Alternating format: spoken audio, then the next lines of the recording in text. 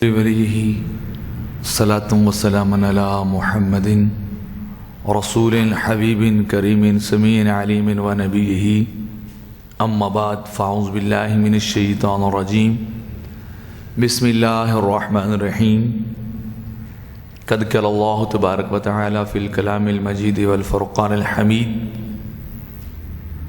اذ اخذ اللہ میثاق النبیین لما آتیتکم من کتاب و حکمہ ثم جاءکم رسول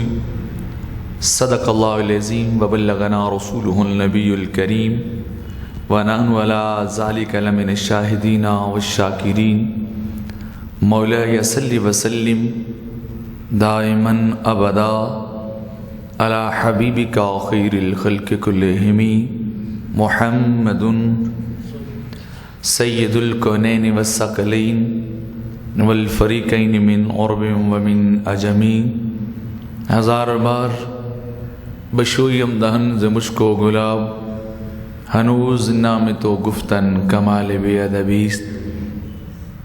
حمد و صلاۃ کے بعد آباب ذی وقار قرآن مجید فرقان حمید کا مختصراً حصہ میں نے تلاوت کرنے کا شرف عظیم حاصل کیا۔ دعا گو ہوں رب کائنات کی پاک بارگاہ میں کہ خالق ذوالجلال کما حقہ بیان کرنے کی توفیق عطا فرمائے اور اس حاضری کو آپ کی اور میری نجات اور شفاعت کا ذریعہ بنائے۔ خالق ذوالجلال مالک جل وعلا نے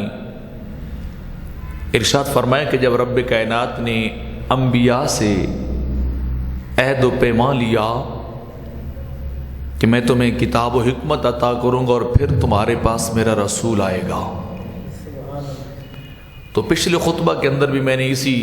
آیا کریمہ کے متعلق کچھ معروضات آپ کی خدمت میں پیش کی تھی کہ رب کائنات نے خالق ذوالجلال نے 1.25 لاکھ یا کم بیش انبیاء و مرسلین کو بلا کر اور اپنے حریم ناز اور حریم خاص میں محفل کو سجا کے سرکار کی رسالت کا عہد و پیمان لیا تھا۔ تو میں نے بیان کیا تھا کہ انبیاء و مرسلین وہاں موجود ہیں لیکن رب کائنات نے ان کو فقط لفظ نبی جین سے موسوم کیا ہے اور سرکار کو رب کائنات نے لفظ رسول سے موسوم کیا ہے۔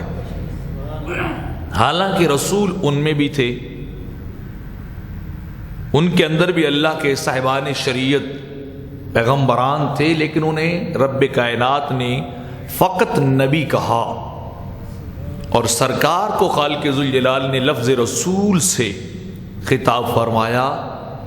تو اس آیا کے ضمن میں میں نے بیان کیا تھا کہ سرکار کو رسول کے لفظ سے یا صفت رسول سے اس لیے موصوف کیا گیا کہ حقیقتاً نبوت جو ہے وہ رب کائنات نے اپنے حبیب کو عطا کی ہے۔ محمود علوسی رحمۃ اللہ تعالی علیہ بھی اپنی تفسیر روح المعانی کے اندر اسی آیا کے تحت لکھتے ہیں کہ رسول حقیقی اور رسول اعظم اور رسول عام رب کائنات نے فقط آمنہ کے لال کو بنایا ہے۔ جتنے بھی انبیاء ہیں وہ آقا علیہ الصلوۃ والسلام کے واسطہ سے رسول ہیں، آپ کے فیض یافتگان ہیں، آپ سے فیض انہیں آپ کے سینہ مبارک سے ملا ہے، اور پوری کائنات کے اندر فقط واحد ہستی آمنہ کے لال ایسے ہیں جن کو براہ راست رب کائنات سے فیض ملا ہے۔ یہی وجہ ہے کہ آپ دیکھیں رب کائنات کے انبیاء بھی آئے، مرسلین آئے، ان کے جب کلمے چلتے رہے تو لا الہ الا اللہ آدم صفیہ اللہ، لا الہ الا اللہ نوح نجی اللہ، لا الہ الا اللہ ابراہیم خلیل اللہ، موسیٰ کلیم اللہ، عیسیٰ روح اللہ۔ لیکن جب سرکار کے کلمے کی باری آئی تو رب کائنات نے کیا فرمایا؟ لا الہ الا اللہ محمد رسول اللہ صلی اللہ علیہ وسلم۔ تو رب کائنات یہ بھی تو فرما سکتا تھا کہ لا الہ الا اللہ محمد حبیب اللہ، محمد نبی اللہ، محمد رحمت اللہ، یا کہ کسی اور وصف اور صفت کے ساتھ بھی آپ سے خطاب اور آپ کے کلمے کو جاری و ساری کیا جا سکتا تھا، لیکن رب کائنات نے باقی ساری صفات کو چھوڑا، اور جو سب سے بڑی صفت تھی سرکار کا، جو سب سے بڑا وصف اور وصف حقیقی تھا، اور وہ وصف جس نے پوری کائنات کو اپنے دائرہ کار میں سمویا ہوا ہے، اپنے دائرہ کار میں اگلوں اور پچھلوں ساروں کو لیا ہوا ہے، اس وصف اور اس کلمے کے ساتھ آقا کے کلمے اور شہادت کی گواہی کو جاری کیا ہے۔ حالانکہ رسول وہ بھی تھے، نوح علیہ السلام بھی رسول تھے، ابراہیم علیہ السلام تھے، داؤد علیہ السلام تھے، موسیٰ علیہ السلام، عیسیٰ علیہ السلام وہ بھی رسول تھے، لیکن رب کائنات نے انہیں لفظ رسول سے نہیں خطاب کیا، یا ان کا کلمہ رسالت کے ساتھ جاری نہیں کیا ہے۔ کلمہ اگر جاری کیا ہے تو فقط آمنہ کے لال کا جاری کیا ہے، لفظ رسول کے ساتھ ذکر کر کے۔ تو رب کائنات ہمیں بتانا یہ چاہتا ہے، وضاحت یہ کرنا چاہتا ہے کہ یہ وہ رسالت عامہ ہے، یہ وہ رسالت عظمیٰ ہے، یہ وہ رسالت حقیقیہ ہے کہ باقی ساری رسالتیں، باقی ساری نبوتیں، باقی سارے درجات اور کمالات وہ اس رسالت عظمیٰ کے تابع ہیں، وہ اس رسالت عظمیٰ اور حقیقیہ کے تحت آتے ہیں۔ انبیاء اور مرسلین کا رابطہ اور نقطہ انتہا وہ آمنہ کے لال تک، اور آمنہ کے لال کی انتہا خدا تک۔ تو اس لیے لا الہ الا اللہ محمد الرسول اللہ کا کلمہ جاری کیا۔ تو میں نے وہ عالم ارواح کی کچھ باتیں بیان کی تھی کہ سرکار کی اس رسالت حقیقی اور رسالت عظمیٰ کا اظہار پہ رب کائنات نے 3 مقامات پہ کیا ہے۔ پہلا وہ عالم ارواح کا تھا جس کو میں پچھلے جمعے میں ایڈریس کر چکا، اور آج میں نے صرف اس کا دوسرا حصہ بیان کرنا ہے کہ جب معراج کی رات رب کائنات نے ملائکہ اور فرشتوں کی جماعت کو بھیجا، نوریوں کی 70,000 جماعت کو بھیجا، اور اس جماعت کا قائد خالق نے جبریل کو بنایا، نوریوں کے امام کو بنایا جبریل جی رب جلیل، فرمایا جاؤ آج میرے محبوب کو عرش پہ لے آؤ، آج ہم نے اپنے محبوب کو ساری کائنات دکھانی ہے، ساری کائنات کی سیر کروانی ہے، وہ کائنات جو محبوب کے توسل سے بنائی گئی ہے، جو آپ کے وسیلے اور آپ کی ذات والا صفات کے توسل پاک سے آپ کے ذریعے سے بنائی گئی ہے۔ آج اس دولہ کائنات کو ہم نے پوری کائنات دکھانی ہے۔ تو جبریل نوریوں کی جماعت لے کر چلے، سرکار کے دربار گوربار میں آئے اور آ کے عرض کی ان اللہ قد اشتاق الی لقائک یا رسول اللہ، اللہ کے نبی جلدی کیجئے، رب کائنات آپ سے ملاقات کرنا چاہتا ہے، رب کائنات آپ سے فیس ٹو فیس روبرو ملاقات کا متمنی ہے، مشتاق اور اشتیاق رکھتا ہے۔ تو جب جبریل سرکار کو مکہ سے ام ہانی کے گھر سے لے کے چلے تو سرکار کا پہلا پڑاؤ اور پہلا ٹھہراؤ مسجد اقصی تھی، بیت المقدس تھا۔ تو رب کائنات نے جب جبریل سے کہا کہ پہلے مسجد اقصی میں امامت کروا کے لانا ہے، انبیاء کی جماعت اور انبیاء کا استقبال کروا کے لانا ہے میرے حبیب کو، تو جبریل جب سرکار کی سواری لے کے چلے اور مسجد اقصی میں پہنچے ہیں، وہاں جتنے بھی انبیاء و مرسلین سابقین ہیں، اللہ کے 1.25 لاکھ انبیاء و مرسلین، وہ قطار باندھے صفے باندھے مسجد اقصی میں سرکار کا انتظار کر رہے ہیں، وہاں سرکار کا انتظار ہو رہا ہے۔ سرکار اپنے براق سواری سے اترے، وہاں باندھی سواری جہاں انبیاء کی سواریاں باندھی ہیں، اور اس وقت سرکار جب آگے جانے لگے تو داخل ہوئے تو وہاں بھی ایک فرشتوں کی جماعت کھڑی ہے جو کھڑے ہو کے سرکار کو استقبالیہ کلمات کے ساتھ ریسیو کر رہی ہے،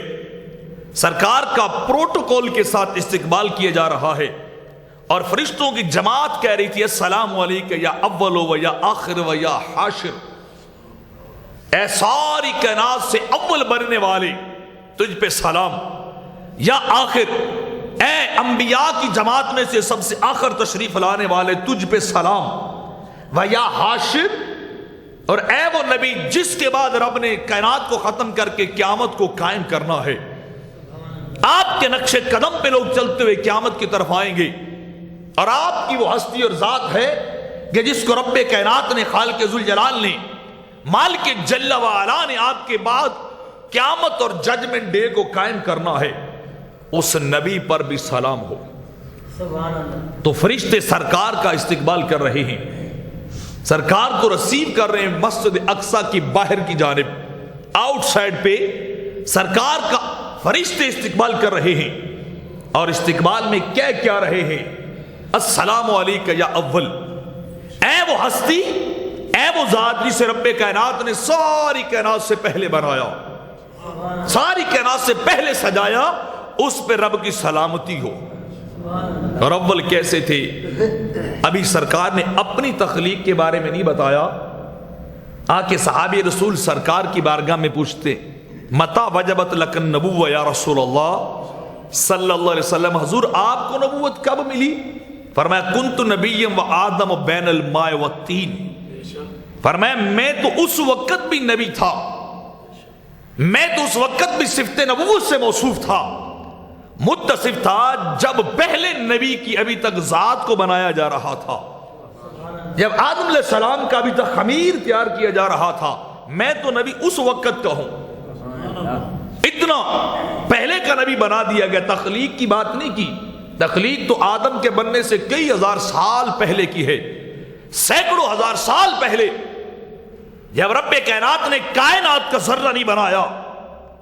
جب کائنات کی ابتدا بھی نہیں کی ہے، یہ زمین و آسمان بھی رب کائنات نے، خالق ذوالجلال نے بنائے اور سجائے نہیں ہے، یہ شمس و قمر بھی رب کائنات نے نہیں بنایا، کائنات کا ایک جز بھی نہیں بنایا، اس وقت رب کائنات نے آمنہ کے لال کو تخلیق فرمایا ہے۔ تو فرشتے یا اول و یا آخر، اور آخر کیسے؟ انبیاء سے ادھر عہد و پیمان لے گا، اور ثم تقیبیہ ذکر کر دیا، فرمایا پھر جا کے میرا رسول آئے گا، اگر وہ رسول آ جائے اس پہ ایمان بھی لانا ہے، اس رسول کا کلمہ بھی پڑھنا ہے، تو 1.25 لاکھ گزر گئے، 1.25 لاکھ گزر گئے، 1.25 لاکھ انبیاء مرسلین اپنی ذمہ داریوں کو پورا کر کے دوبارہ مالک کے دربار کی طرف چلے گئے، جب سارے اعلان کر چکے تب جا کے اپنے محبوب کو بھیجا ہے، انا خاتم النبیین لا نبی بعدی، میرے آقا نے فرمایا میں انبیاء کی گروہ کا آخری فرد ہوں، لا نبی بعدی، میرے بعد قیامت تک اب کوئی نبی ہو ہی نہیں سکتا ہے، اب قیامت تک کوئی رسول ہو ہی نہیں سکتا، قیامت تک کوئی دوبارہ پیغمبر اب آ ہی نہیں سکتا ہے، بس سلسلہ نبوت کو میری ذات کے اوپر لا کے ختم کر دیا گیا ہے۔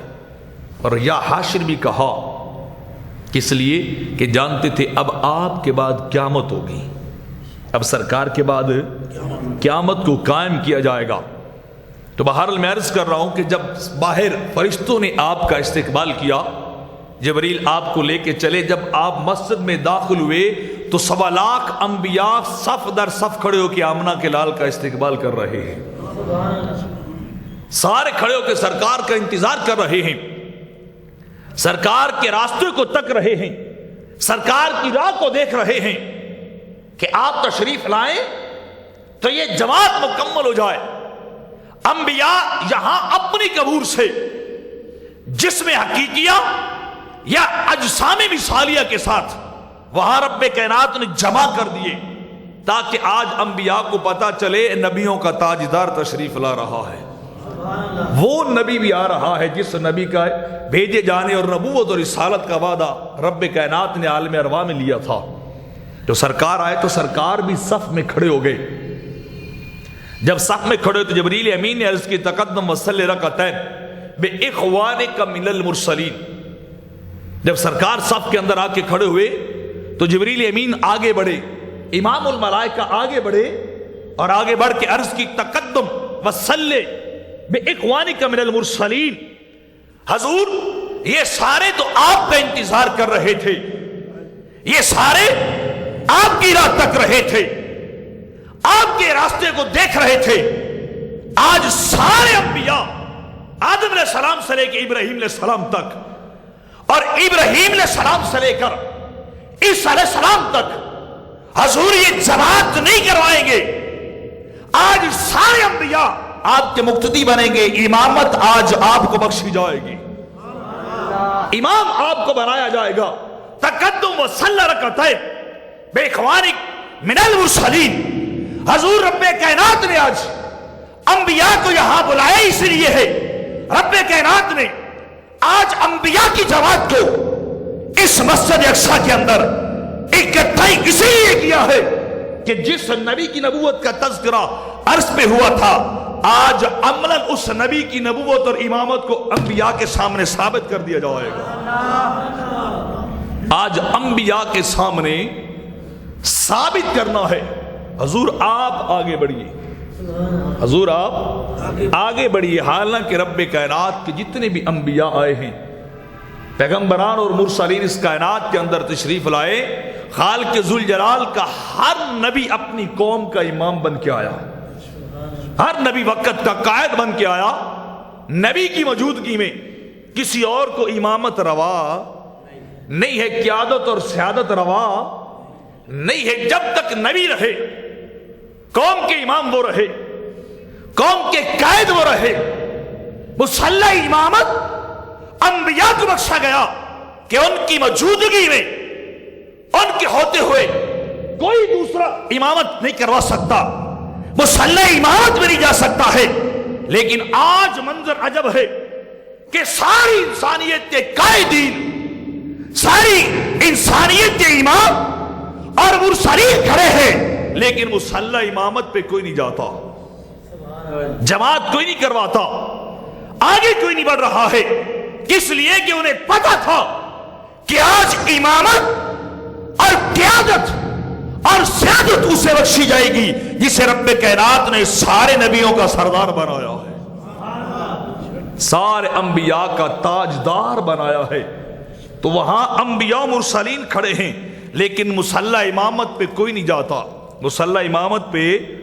کوئی نہیں جاتا. سارے پیچھے کھڑے ہیں ہاتھ باندھے ہوئے. تو سرکار آگے بڑھے ہیں, مسلح امامت پہ گئے اور وہاں جا کر آقا علیہ السلام نے 2 رکعت پڑھائی ہیں. کتنی رکعت بولیے؟ 2 رکعت سرکار نے پڑھائی. حالانکہ دنیا دار العمل ہے, برزخ دار العمل نہیں ہے. وہاں کوئی فرض نماز نہیں تھی, بظاہر فرض نماز نہیں تھی. نمازیں تو مل ہی اسی رات رہی تھی, معراج کی رات. کوئی نماز فرض نہیں ہے. اور پھر انبیاء مرسلین دنیا میں بھی نہیں ہے بلکہ عالم برزخ میں ہیں, درمیانی دور کے اندر ہیں, قبر اپنی اپنی قبور کے اندر ہیں. رب کائنات نے انہیں وہاں سے کیوں نکالا کہ باری تعالیٰ دار عمل بھی نہیں ہے کہ وہ دار التکلم میں ہوتے تو نمازیں پڑھتے, سجدے کرتے. سارے انبیاء اپنی قبوروں کے اندر تشریف فرما ہے اور نماز بھی فرض نہیں ہے. تو پھر نبیوں کو میرے کریم کیوں نکالا گیا ہے اور کیوں نکال کر انہیں اقصی کے اندر اکٹھا کیا گیا ہے؟ تو رب کائنات بتا یہ چاہتا تھا کہ چاہے نماز فرض نہیں ہے, چاہے وہ دار عمل کے اندر نہیں ہے, وہ دار جزا کے اندر ہے, برزخ کے اندر ہے, لیکن آج صفے اس لیے بنوائی ہیں کہ بتایا جائے امامت مصطفیٰ کو بخشی جانی ہے. امامت نبیوں کے تاجدار کو بخشی جانی ہے. تو فرض بھی نہیں ہے نماز, نماز فرض بھی نہیں ہے اور دار العمل بھی نہیں ہے. نماز پھر بھی پڑھائی جا رہی ہے, نماز پھر بھی پڑھائی جا رہی, سجدے پھر بھی کروائے جا رہے ہیں, رکوع پھر بھی ہو رہا ہے, سجود پھر بھی ہو رہے ہیں, قیام اور تشہد پھر بھی کیا جا رہا ہے. فقط وجہ کیا تھی؟ وجہ اتنی ساری تھی, بتانا یہ تھا کہ امام الانبیاء تشریف لا رہے ہیں. عملاً بھی انبیاء کو پتہ چل جائے اس عالم دنیا کے اندر بھیج کر بھی کہ جس نبی کے توسل سے تمہیں سب کچھ ملا, آج امامت وہ امام الانبیاء کروائیں گے. آج امامت وہ نبی کروائیں گے جو سارے نبیوں کے تاجدار بنے ہیں, جو سارے نبیوں کے سردار بنے ہیں, جو سارے نبیوں کے قائد بنے ہیں، آج امامت فقط وہی کروائیں گے۔ تو سرکار آگے بڑھے اور آگے بڑھ کر آمنہ کے لال نے وہاں جماعت کروائی۔ جب جماعت مکمل ہوئی، جو اگلی باتیں سننے والی ہیں، وہاں پھر ایک جلسہ بھی منعقد ہوا، اجتماع بھی منعقد ہوا، انبیاء سارے بیٹھے ہیں۔ اللہ کے نبی سب سے پہلے ابراہیم علیہ السلام کھڑے ہوئے، انہوں نے تقریر کا آغاز کیا انبیاء کے گروہ میں اور کہا کہ الحمدللہ الذی اتخذنی خلیلا، اس خدا کی مہربانی جس نے میں ابراہیم کو اپنا خلیل بنایا ہے۔ اس کی مہربانی، حمد و ثنا اس کے لائق، اس مالک کے لائق جس نے ابراہیم کو اپنا خلیل بنایا اور جس نے ایک عظیم ملک بھی مجھے عطا کر دیا، ایک عظیم امت مجھے عطا کی۔ اور پھر یہ بھی کہا کہ اس نے ڈائریکٹ رب کائنات نے امتی مجھے کہا، ابراہیم کان امتا قانتا للہ حنیفا۔ رب کائنات نے فرمایا اکیلا ابراہیم ہی ایک پوری امت ہے جو رب کی بارگاہ میں جھکنے والا تھا اور لوگوں کا مقتدا بنایا۔ ابراہیم اپنے اوصاف کو گنوا رہے ہیں، اللہ کے خلیل، رب کی جو کرم نوازی اور رب نے جو انہیں مرتبے اور مقام بخشے۔ انبیاء کے گروہ کے اندر بیٹھ کے ابراہیم علیہ السلام وہ اپنے اوصاف گنوا رہے ہیں، اس مالک کی مہربانی جس نے مجھے آتش نمرود سے بچا لیا، نمرود کی آگ سے مجھے بچایا اور اس آگ کو میرے لیے ٹھنڈا کر دیا۔ جب ابراہیم علیہ السلام اپنا خطاب پورا کر کے تشریف فرما ہوئے تو اس کے بعد موسیٰ علیہ السلام کھڑے ہو گئے۔ الحمدللہ الذی کلمنی تکلیما، آپ نے پہلی بات یہ عرض کی وہاں، اس خدا کی مہربانی جس نے مجھ سے کلام کیا ہے، جس نے مجھے اپنا کلیم بنایا۔ انبیاء و مرسلین میں سے کسی اور کو پہلے انبیاء میں سے یہ درجہ نصیب نہیں ہوا کہ رب کائنات نے براہ راست ڈائریکٹ کسی نبی سے گفتگو کی ہو، بات چیت کی ہو۔ تو موسیٰ علیہ السلام اپنے اوصاف گنوا رہے ہیں اور اس خدا کے لیے حمد جس نے مجھے 7 عظیم معجزات عطا کیے جو کسی اور رسول کو مجھ سے قبل نہ دیے گئے، اور میں وہ اللہ کا رسول، اس نے وہ پتھر کے اوپر لاٹھی کو مارا تھا تو 12 چشمے جاری ہو گئے تھے، وہ میرے لاٹھی اور میرے ہی عصا سے ہوئے تھے۔ اور رب کائنات نے میری امت کے لیے من و سلوہ اتارا، جنت کے پکے پکائے کھانے کسی اور امت کو نہیں عطا کیے گئے، میں موسیٰ کی امت کو عطا کیے گئے۔ تو رب کائنات نے وہ کھانے بھی اتار دیے، اور پھر جب ہم دھوپ میں چلتے تھے، میں اور میری امت، تو آگ کے بادل ہمارے اوپر سایہ کرتا تھا، بادل سائبان بن جاتا تھا۔ یہ اوصاف گنوانے کے بعد ابراہیم علیہ السلام کے بعد داؤد علیہ السلام کھڑے ہو گئے، الحمدللہ الذی علمنی زبورا۔ آپ کھڑے ہوئے، آپ نے اپنے اوصاف گنوانے شروع کر دیے، رب کی مہربانی جس نے مجھے زبور جیسی عظیم کتاب عطا کر دی۔ ایسی کتاب رب کائنات نے پہلے کسی کو نہیں عطا کی، ایک عظیم کتاب رب نے مجھے دی، اور جس نے مجھے انتہائی خوبصورت آواز اور لہجہ بھی عطا کر دیا، کیونکہ آپ کے بارے میں آتا ہے جب آپ تلاوت زبور کرتے تھے، زبور کو پڑھتے تھے تو پرندے بھی رک جاتے تھے، چوپائے بھی رک جاتے، اللہ کے نبی کی تلاوت کو سنتے تھے۔ اللہ کے نبی کی آواز کے اندر اتنا سوز و ساز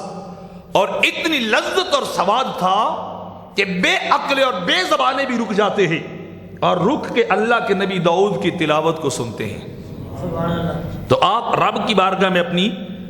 ان نعمتوں کا ذکر کر رہے انبیاء کے سامنے، اور فرمایا کہ رب کائنات نے مجھے ایک اور کمال دیا، لوہا میرے ہاتھ میں موم کر دیا، میں جیسے چاہتا لوہے کو مروڑ دیتا، پھیر دیتا، پہاڑ میرے سامنے ریزہ ریز ہو جاتے، انتہائی نرم کر دیے گئے، اور پرندوں کو میرے سامنے رب نے مسخر کر دیا، جالوت کو میرے ہاتھوں سے قتل کروایا، اور رب کائنات نے مجھے بڑا عظیم ملک بھی عطا کیا۔ جب یہ اوصاف گنا کے بیٹھے، ان کے بعد آپ کے بیٹے سلیمان علیہ السلام کھڑے ہوئے، الحمدللہ الذی سخر لی الریاح والجن والشیاطین۔ آپ نے بھی اپنے اوصاف گنائے، رب کی مہربانی جس نے میرے سامنے ہواؤں کو مسخر کیا، جنوں کو میرے تابع کر دیا، اور شیاطین کو میرے زیر بار کر دیا، میرے کنٹرول میں کر دیا، میری حکومت ہر چیز کے اوپر چلتی تھی۔ اور پھر آپ نے کہا اس رب کی مہربانی کہ جس رب کائنات نے مجھے بڑے بڑے حوض پیالوں کی مانند عطا کیے، اونچی اونچی دیواریں اور بڑے بڑے محل عطا کر دیے، اس رب نے مجھے پرندوں کی بولیاں سکھا دی، اور وہ سلطنت دی لا ينبغي لأحد من بعدی، کہ میرے جتنی بڑی بادشاہت رب نے کسی اور کو عطا نہیں کی ہے۔ اتنی بڑی بادشاہتی، انبیاء کے خطب چل رہے ہیں، ان کے خطابات چلتے جا رہے ہیں۔ وَجَعَلَ لِي مُلْكًا طَيِّبًا لَيْسَ فِيهِ حِسَابٌ، فرمایا ایسا ملک عطا کیا پاکیزہ جس کا کوئی حساب و کتاب ہی کوئی نہیں، جس کی کوئی اکاؤنٹیبلٹی نہیں ہے۔ اتنا بڑا ملک رب نے مجھے دے دیا۔ یہ سرکار بیٹھے ہیں، مسجد اقصیٰ کی بات کر رہا ہوں، سرکار خود آپ مسند صدارت پہ تشریف فرما ہیں، انبیاء باری باری کھڑے ہو کے اپنے اپنے اوصاف کا تذکرہ کر رہے ہیں، اور پھر اس کے بعد عیسیٰ علیہ السلام کھڑے ہوئے، الحمدللہ الذی جعلنی کلمۃ منہ وروح منہ، تمام تعریفیں اس خدا کی جس نے مجھے اپنی خاص نشانی بنایا ہے۔ سبحان اللہ۔ رب نے مجھے بغیر باپ کے پیدا کیا، بغیر باپ کے فتقت ماں کے بطن سے پیدا کیا ہے، اور مجھے آدم علیہ السلام کی مانند قرار دیا، اور میں وہ نبی ہوں جو ماں کے شکم سے ہی کتاب کو سیکھ کے آیا، ماں کی شکم سے ہی سارے علوم کو سیکھ کے آیا، اور رب کائنات نے مجھے وہ قوت بخشی کہ میں جس مٹی کو پکڑتا اس کی صورت پرندے کی بناتا، پھونک مارتا تو وہ اڑنے لگ جاتا۔ جانوروں کو میرے پھونک سے حیات ملی ہے، مٹی کی مورتیں میرے پھونک سے زندہ ہو جاتی تھی، مردے میرے کہنے سے زندہ ہو جاتے تھے۔ اگر میں کسی کوڑی کو ہاتھ پھیر دیتا، کسی نبی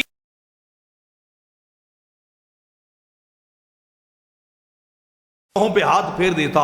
تو رب کائنات میرے ہاتھ کی وجہ سے انہیں شفا عطا کر دیتا۔ یہ سارے خطب انبیاء چلا رہے ہیں، اور انبیاء اپنے اپنے اوصاف کا تذکرہ کرتے جا رہے ہیں۔ جب یہ اول العزم رسول جو نبیوں سے بھی اعلیٰ اول العزم رسول ہے، جب اپنے اپنے خطابات پورے کر چکے، جب اپنی اپنی باتیں پوری کر چکی، تو پھر سارے سرکار کو دیکھنے لگے اور عرض کیجیے آپ اب مہربانی کیجیے کچھ اپنی باتیں آپ بتائیے، کچھ اپنے متعلق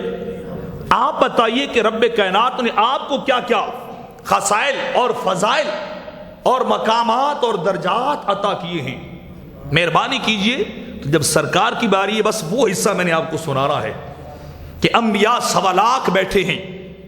اور سارے سرکار کو دیکھ رہے ہیں، تو سرکار کھڑے ہوئے تو آپ نے رب کائنات کی بارگاہ میں حمد و ثنا کی، اور پہلی بات فرمایا الحمدللہ الذی جعلنی رحمۃ للعالمین۔ میرے آقا فرمانے لگے تمام تعریفیں اس خدا کی جس نے مجھے سارے جہانوں کے لیے رحمت بنایا ہے۔ جعلنی رحمۃ للعالمین، آپ کا پہلا وصف جو کسی رسول کو عطا نہیں ہوا، جو کسی نبی کو نہیں ملا ہے، سرکار انبیاء کی موجودگی میں، غیر رسولوں کی موجودگی میں آپ کے اور میرے حبیب کہہ رہے کہ پہلا وصف یہ ہے کہ خالق کائنات نے مجھے 1 جہان یا 2 جہان یا 3 جہان یا 4 یا 5 جہان ان کے لیے رحمت نہیں لایا ہے، رحمت للعالمین۔ فرمایا جہاں جہاں خدا کی خدائی جاتی ہے وہاں مصطفیٰ کی رحمت اور مصطفیٰ بھی چلی جاتی ہے۔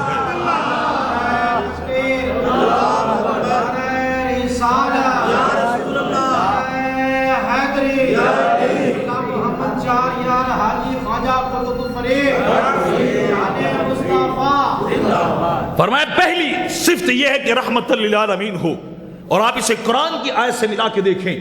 رب کائنات کہتا ہے الحمدللہ رب العالمین، اور اپنے حبیب کی باری تو فرمایا وما ارسلناک الا رحمت اونچا بولیے رحمت للعالمین۔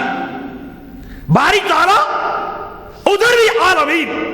جب 3 کی باری آئی ہے تب بھی عالمین کا کلمہ ہے،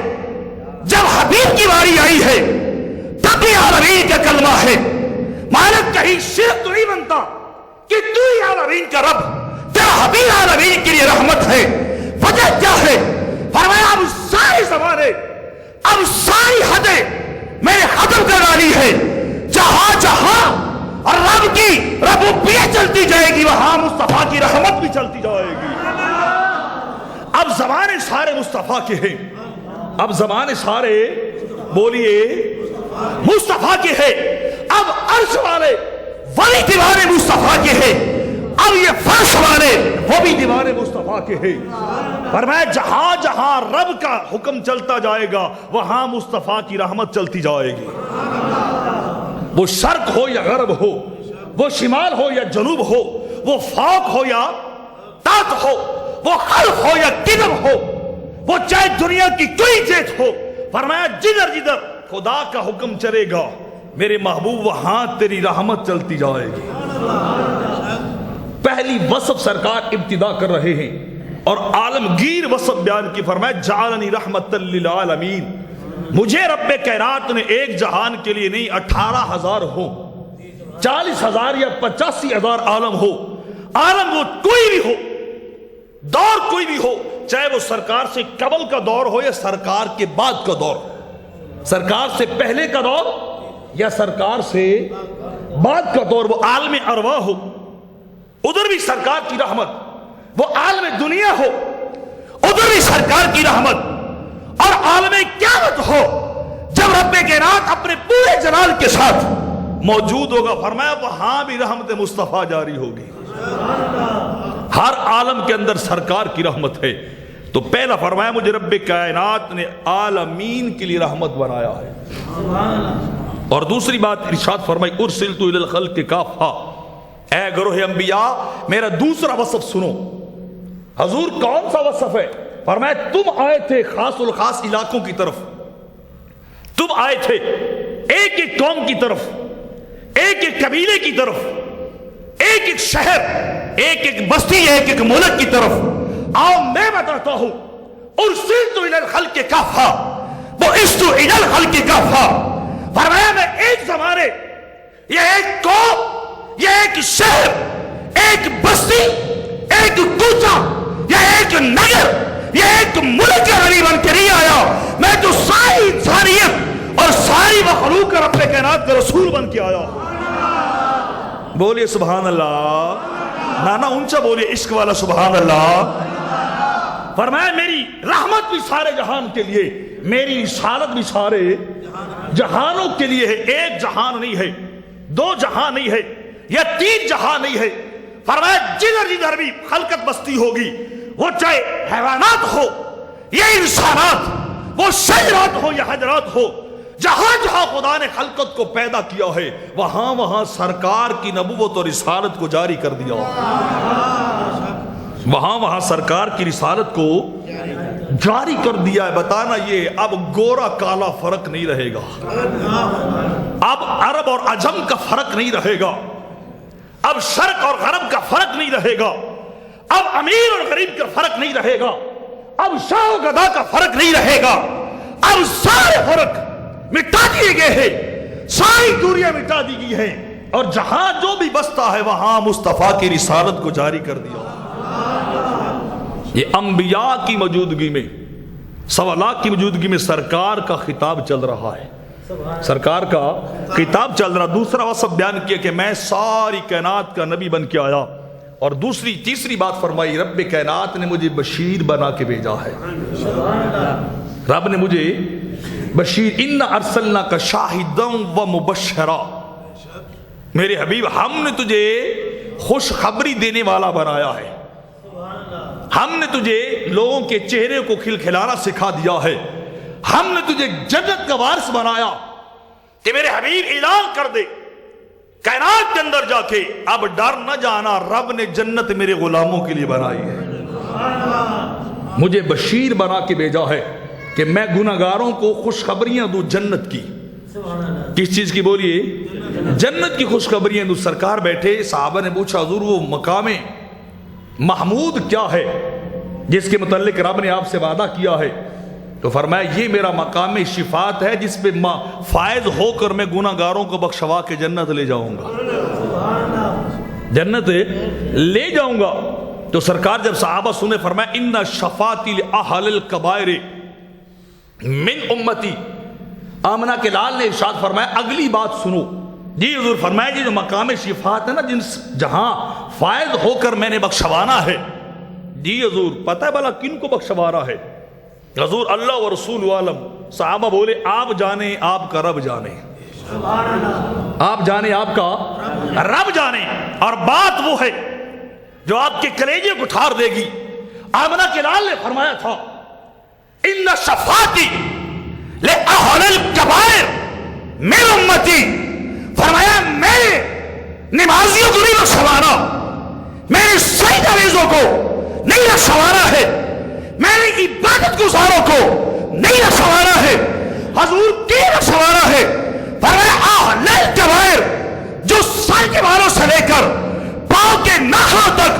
گناہوں کے اندر ڈوبے ہوں گے, جنہیں کوئی آسرا قیامت کے دن دکھائی نہیں دے گا, جن کی امیدیں ختم ہو چکی ہوگی, میں مصطفیٰ سامنے آتا جاؤں گا, ہاتھ سے پکڑ کے سیدھا جنت لے جاتا جاؤں گا. اتنا ڈھیلا نہیں بولیے, عشق والی محبت سبحان اللہ بولیے. فرمایا نمازیوں کو بخشوانا کمال نہیں ہے, حاجیوں کو بخشوانا